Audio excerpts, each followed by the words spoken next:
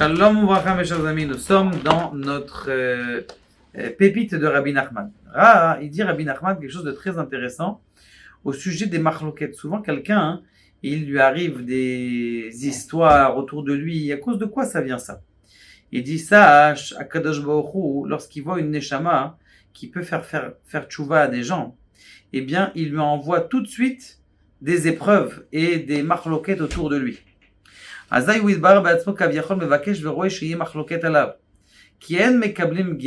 sait très bien qu'on ne reçoit pas de convertis lorsque le Mashiach il va venir, parce que tout le monde veut devenir juif. Parce qu'il ne se convertit pas par amour. L'essentiel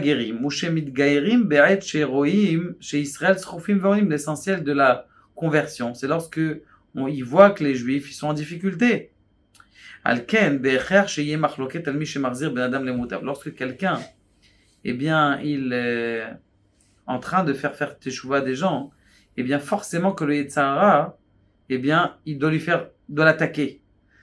Pourquoi est-ce qu'il doit l'attaquer? De même que on ne peut pas faire venir des neshamot de non-juifs à devenir juifs dans un moment où tout va bien, la même chose, on ne peut pas faire teshuva des gens quand tout va bien. Donc en vérité, le fait que tu aies une marloquette, eh bien ça te fait monter encore pire.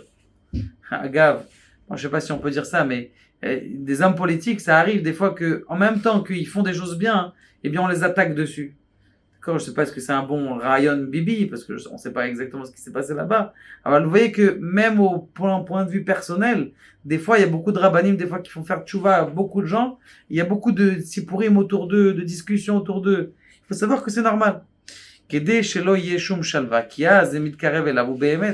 Comme ça, les gens, quand ils se rapprochent, ils vont se rapprocher de façon vraie et ils vont vraiment rentrer sous, comment on appelle ça, le joug divin. Et c'est comme ça que Behemet, ils vont finir par arriver. Le